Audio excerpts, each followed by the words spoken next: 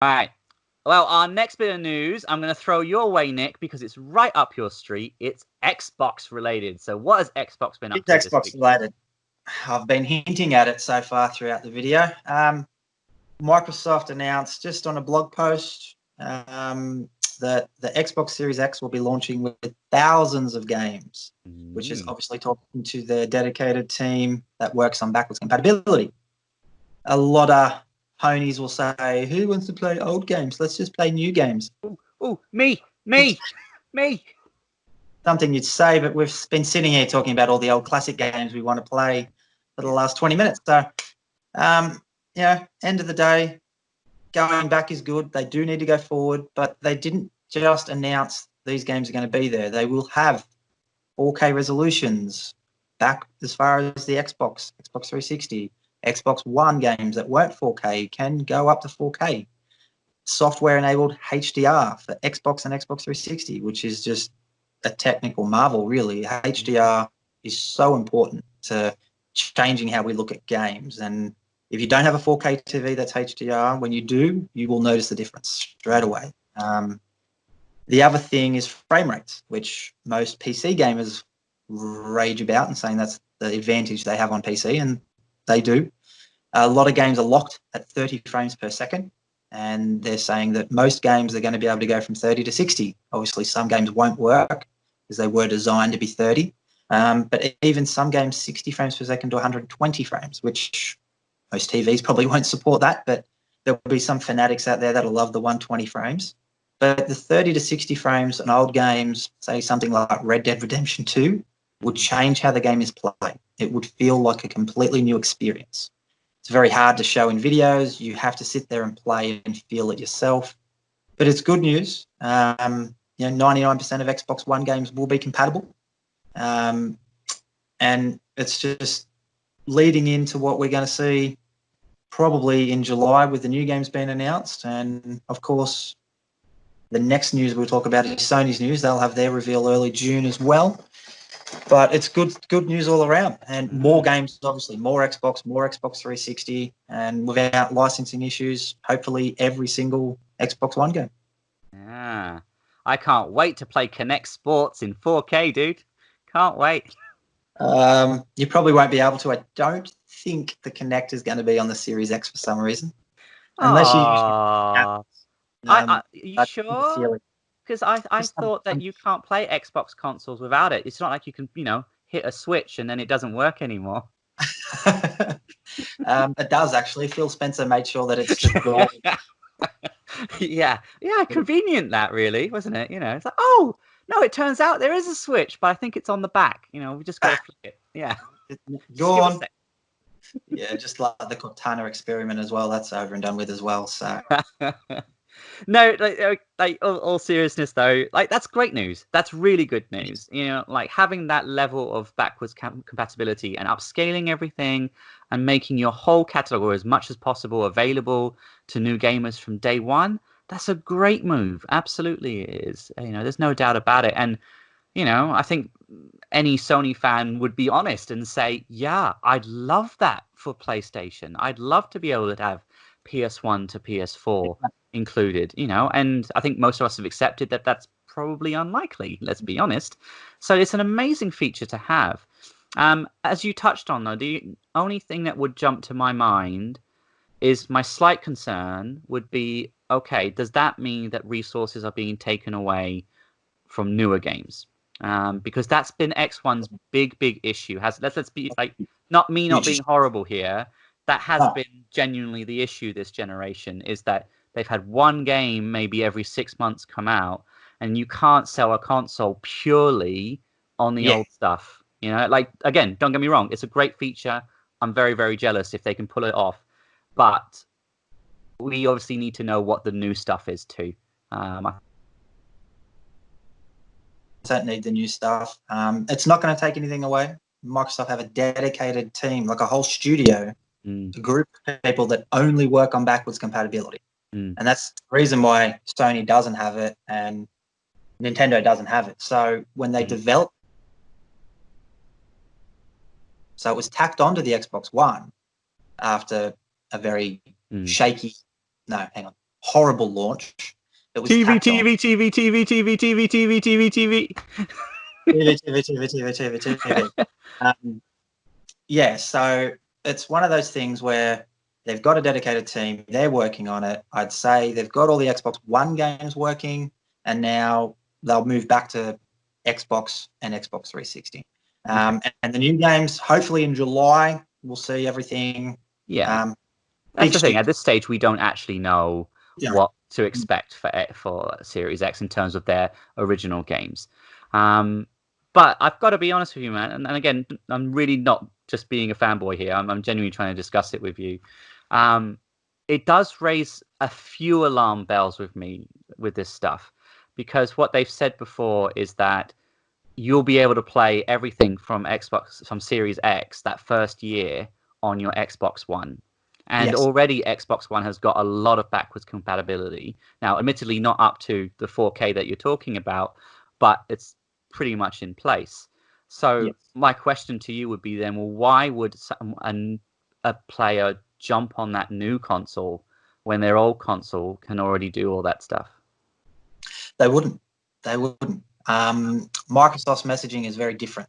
So Sony, Nintendo, when they launch a new console, they're going to want to sell you that new piece of hardware. Most gamers are going to say, I hate having two consoles sitting at my desk. I will basically buy a Series X, even if I don't buy it at launch. Let's say I buy it 6 months down the track. I plug my hard drive in, everything I had on my Series, my 1X will appear on my Series X. It's just there. And it works better than it did on my 1X. And I don't do anything. So you're saying Microsoft in this case is probably playing the long game here, where it's a slow, gradual turning over to that new gen. Forcing anyone to go out and buy a Series X, which is very strange. It is. It's weird. It doesn't make sense. But their philosophy is basically subscribe to Xbox Live Gold, subscribe to Game Pass. We'll get your money that way. Yeah. We want money from subscriptions. And that's clearly a good strategy as well. That's clearly done well for them. Yeah. It is. Ori, they're not really, and not everyone has Game Pass. They've sold, 40 million consoles. They've got 10 million Game Pass subscribers. So there's still 30 million people out there that aren't on Game Pass.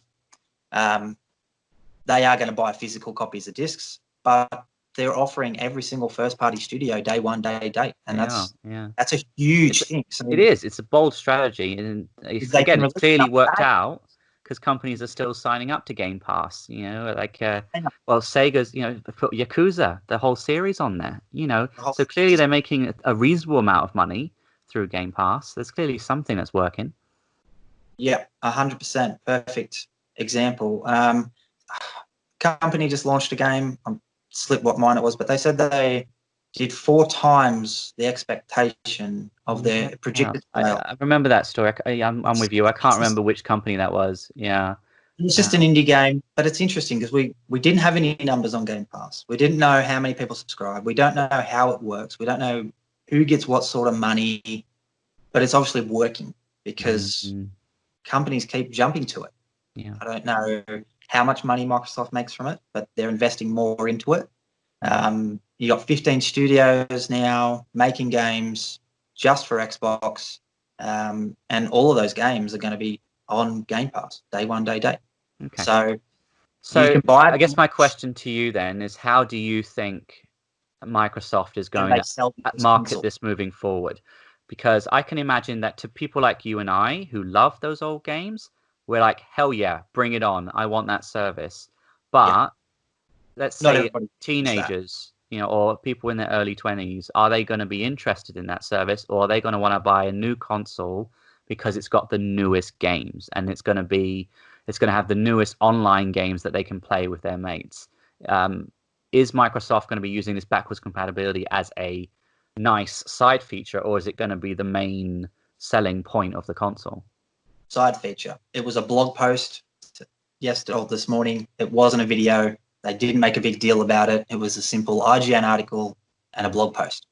And it was just letting everybody know that this is what we're doing. And the tweet was very interesting. I'll pop that up on the screen. The tweet was a little bit of a throwing a bit of shade at Sony, and there was Mm, no underclocking and no boost mode, which the PS5 is going to be doing. And that's, without getting too technical, the rumors about the PlayStation 5, it was a 9.2 teraflops console. They announced it as a 10.3 or 10.28. They put the numbers up. Everything's variable, so it's not locked to a certain speed. So when your GPU gets to a certain temperature or your CPU they have to drop. So that 10 they're saying isn't technically possible constantly. It will drop down to 9.2 at one stage. Whereas the Series X, hey man, is always you running know just as well as I do that having the most powerful console does not guarantee you a win. And if anything, having the weaker console guarantees you the win a lot of the time. So last gen, with the weaker Wii console was the winner. Yeah, right. Before that, Xbox PS2 was the winner. So PlayStation 1 beat out N64 and Saturn, and like it's SNES was technically underpowered, right, to the Mega Drive. So Yeah, I remember. Game Boy beat the Game Gear and all that sort of stuff. So technically, being the underpowered one often gives you the advantage. Well, Xbox One was underpowered, remember, but more At expensive. launch, you're right. Yes, More expensive. You're right. And it was underpowered because of the Kinect. The talk back then was Xbox One games were 900p, and PlayStation 4 games were 1080p. Yes, I remember that. Yeah, you're right. PlayStation because it's more powerful. So there was a few people that went there, but I think the main messaging there was TV, Kinect. No mention of games, and that's where people mainly gravitated. But power is important when it comes to third-party games. Not overly. It's not going to win you the console war. Definitely not. But it's it's a tick. There's a lot of people out there that want to play games at a constant 60 frames per second. And if you look at the new Saints Row, the third remaster, Xbox One X hits 60 frames almost all the time. PS4 Pro sits around 40 to 45 frames. What about the Switch version? 15. 15 frames per second. But Switch has outsold Xbox One. Just saying. Basically, runs like GoldenEye per yard. But it's still selling well. But it's interesting to see how the power and the CPU and GPU is going to matter the most when it comes to those kind of things. So, but it's not going to win you the console war, not at all. But you know what? I mean, like as we said before, what Xbox is offering backwards compatibility wise, beautiful, absolutely great idea, fantastic way. If people can just basically transfer their whole collection without even thinking about it and more at a higher rate and resolution, go for it. It's a great idea. Great idea. I hope that's not their only, ace up the sleeve. I hope they've got some good first party games coming too. I'm sure they do. But yeah, good move. All right, come on, Sony, fight back. Come on. Yeah, they will. They've got their thing coming up. I guess we can probably. Well, let's move on to that one because that's the other big piece of news this week, isn't it? Is that apparently through some rather reliable sources, we could be getting our PS5 reveal, or at least the game reveal, next week. Yeah. Tell us more, Nick. June 4th. Not a lot, but maybe 3 places have said that June is, first week of June, June 4th is locked in. It's not going to be a huge event. Don't expect pricing or release date. We might not even see the console. There could be some issues there leading up, but we'll definitely see games. And apparently games running on real hardware. Yep. The backlash Microsoft received for not showing enough gameplay. You beat me to it. I had that in my pocket. I was going to come at you with it. Ooh, yeah. I was just chucking an M&M there. I'll just talk about the bad stuff, so you've got nothing to throw back at me. Yeah, that's a good strategy. Yeah, it's and it was warranted because it was a letdown. I'll admit they misled. They should have said indie event or something along those lines because we didn't just a first look or something. Or just say like first look. Yeah, nothing. Don't even mention gameplay. Just say first look next gen. Yeah, and leave it at that. Yeah, that's what you and I discussed. People might not know this, but we do banter with each other quite a lot in real life over this stuff. But then we also always have like the serious conversation where we're like, well, Well, we want both sides to really succeed, because that makes the industry healthier overall. So when we see Yeah, stuff like that, we're like, oh, that's actually not good. Like we do need that. If you say gameplay, show us gameplay. You know, that's what people want to see. exactly. And I've kind of got the impression that Sony have been trying to sort of ride that train a little bit. Because if you think they've had a couple of state of plays in the last few weeks, they had the Ghost of Tsushima state of play, and then they've had the literally just this week the Last of Us Part 2. And both cases, they were highlighted and going, we're going to show you 8 minutes of gameplay and all this sort of thing so people can see how it really runs. And so I'm wondering if they've been playing up to what's been going on with Microsoft. Well, it's perfect. It was exactly how you show a game. Yeah. Both, I thought the Last of Us Part 2 was probably the best state of play Sony's ever done. Honestly, better than the Ghost one. I thought it really showed you new gameplay, stuff we hadn't seen yet. They spoke briefly about new mechanics, and then they got stuck right into just gameplay. Yeah. There was no crap. It was just gameplay. It is pushing that PlayStation 4 to its limits. It is, isn't it? New texture pops coming here and there, which nothing drastic at all. The game looks beautiful, moves beautiful, and hopefully the story holds up. That's all I'm going to say. Yeah. Don't worry, guys. We're not going to discuss any of those leaks. It's not fair. It may not be true. We don't have a clue.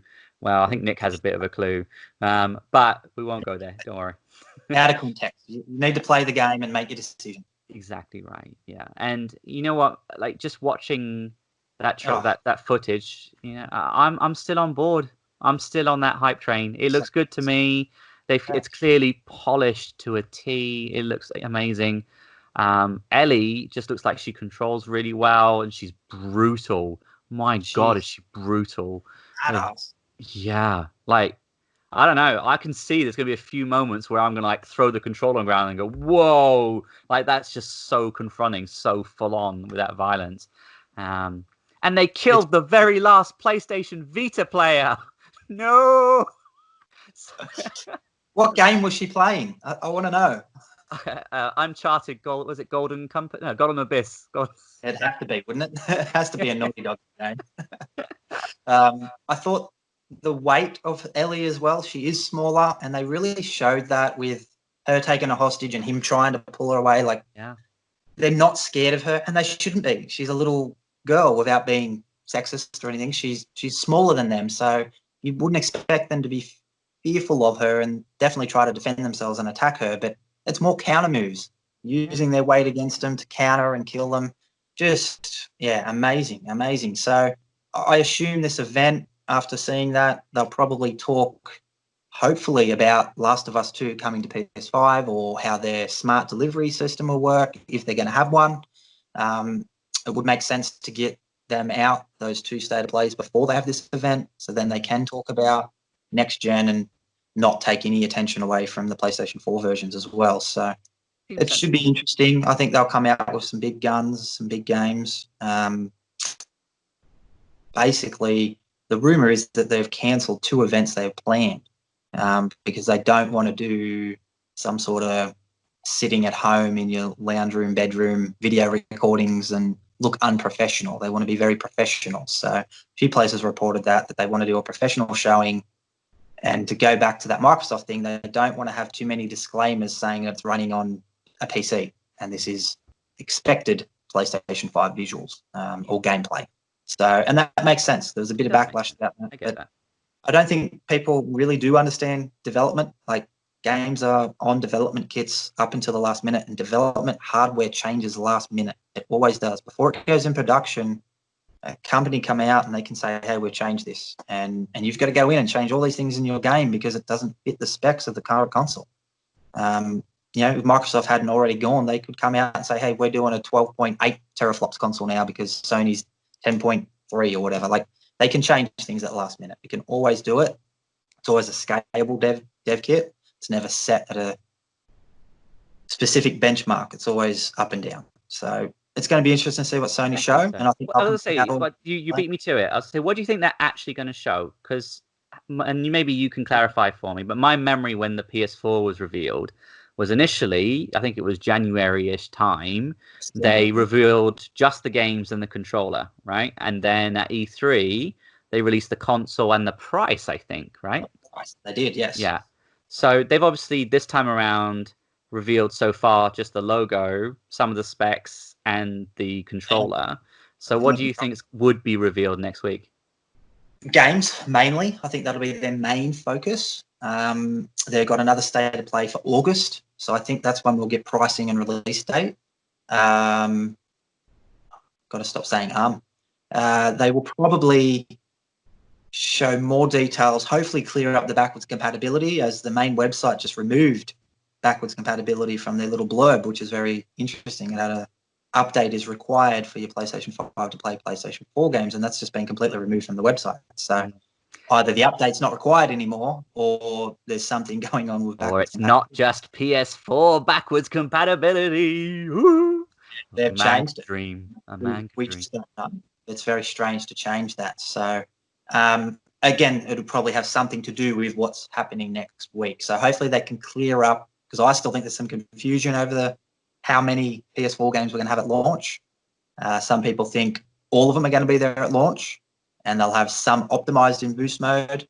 I believe they're not going to have all of them there at launch at all. I think it'll be a handful, maybe a few hundred or something, but they'll continue like Microsoft has over the years. Yeah, I remember seeing those comments as well, man. And like people were really laying into them for it. And I'm trying not to just automatically back Sony on this, but they said something along the lines of, yes, love you too, honey. They say something about they took the 100 most popular games and tested them, something like that, right? Now, boost mode. Yeah, something along those lines, wasn't it? And I know a lot of people were like, that's not all games, and that's exactly how Microsoft did it. They started off with some of the most popular games, and over time just updated them regularly, which seems reasonable. You can't do some 6,000 titles or whatever it is, in one go. So, but the top 100 games, you're talking what? Your Uncharted's, your God of War's, your Spider-Man's, your Call of Duty games, whatever it is that people want to play. They're saying the ones that you're most likely want to play are gonna be there if that information is true. So I'm not too worried about it. I'm not worried about it at this stage. Yeah, I don't think it's an issue at all. They just need to clarify exactly what's going on, which I'm sure they will do. I mean, it's not a selling point for a console. It's a bonus. It's a perk. It's a feature. It's something we all want, but it's not needed. We don't buy a new console for the old games. We buy a new console for new games. And that's what Sony will show. They will show new games. I think so. I think you got it dead right there. It's going to be mostly here's what's coming that's new, because they've done the opposite, right? They've said that they want people to jump on the PS5 as quickly as possible. Yes. They want to ditch the old gen and move on to the new one. So it wouldn't surprise me if it was all PS5 only games, and maybe talk about some of the backwards compatibility a bit further down the line. Maybe, I don't know, but I think you're right. Maybe show the new games, maybe show the box, maybe, and then, like you said, release date and price a bit further down the line. Probably. Yeah. And that comes to, I mean, they don't want to, everyone has to be competitive. Yeah. If Microsoft's version is true and everything Phil said, that they're most likely going to undercut Sony. They're willing and got the support from Microsoft, not Xbox, support from Microsoft to lose money on this console. Sony's confident. They should be. They've just shipped 110 plus million consoles. I wouldn't want to be taking too much of a loss on my new hardware if I managed to ship 110 million. You don't want to get too arrogant, which has happened. No, well, that's what happened with PS3, right? So same with Xbox One. Same with Xbox One, share and your consumers kick you in the guts. So you've got to be confident, but not overconfident. And I'm sure that's exactly what Sony will do. They'll be confident. They'll release the price when they're ready. Probably $499 American, I'm guessing, and the Xbox maybe $449. I don't think it'll be $100 like some places are saying. $100 cheap is a fair big chunk. So it is. $650, $700 consoles in Australia. So it's pretty pricey, but it is what it is. Yeah, I think most people are expecting it to be around $500. That's based on the hardware they're talking about, the specs that they're talking about. 500 would be on the good end, for that console. Yeah. And if you're talking about the PS5, you're technically getting a machine that you can't build in a PC. That SSD drive, as much as they're flaunting it, it is super quick and it is going to help with loading assets.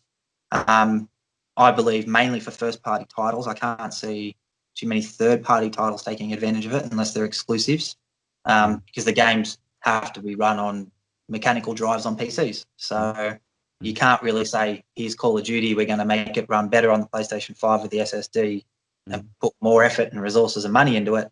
But then we need to make it also run on the slower SSD on the Xbox One, but then on the slower mechanical drives on the PC. You're not going to do that. You're going to make the game run the same on all three, and away you go. And again, I think everything's going to be pretty identical when it comes, regardless of Microsoft having a little bit more power. Everything's going to run pretty much. I think you're right, man. I think you're right. Because, like you said, the benchmark for all of this, right, is it's got to be able to run on that VCR Xbox One. Yeah, exactly. All right. If they're saying that all of those Xbox Series X games are going to work on your X1 as well, it's got to be able to work on that VCR model. So, I mean, I might be talking out my butt here. I don't, but from what you've said, that seems quite logical. They've got to make sure that it's consistent. Right. Yeah, all the way down. Yeah. And that will be for the first 18 months, I'd say. I can't see it going longer than that. It'll be less than 2 years. I don't. Yeah, and that's good. I don't think it's a negative thing, because when you get new hardware, developers don't know how to work for it. They don't. I mean, do we ever sit back and say that game that launched on PS4 is so much better than that game that finished on PS4? No. What? You don't like Knack? Knack was amazing. But Killzone is going to be better than Last of Us 2 technically? No. Once they get used to the hardware, they know how it works, we get better games. In saying that, I still think Rise looks really, really good. I mean, it looks pretty. It doesn't play well, though. It still holds up. It looks pretty good. So that was a Kinect game, funny enough. They took all the Kinect controls out and made it a normal game, but it still looks all right. But again, if you were to compare it to Gears 5, it doesn't hold a candle. All right, I think we should let the ladies and gents go. All right, thank you for tuning in this week to Xbot and Pony. We'll be back next week with some brand new news, hopefully some reveals from Sony. Feel free to comment below. What do you think is going to be revealed at the Sony event? Or what do you think Sega's going to do to revolutionize the industry? Let us know below. All right, laters. There you guys. Also, we did set up a Twitter account. I'll list that on the video here. So if you've got any questions for us, shoot us a tweet or just catch up and want to know anything. No problem. We'll be happy to answer any questions. Game on. See ya.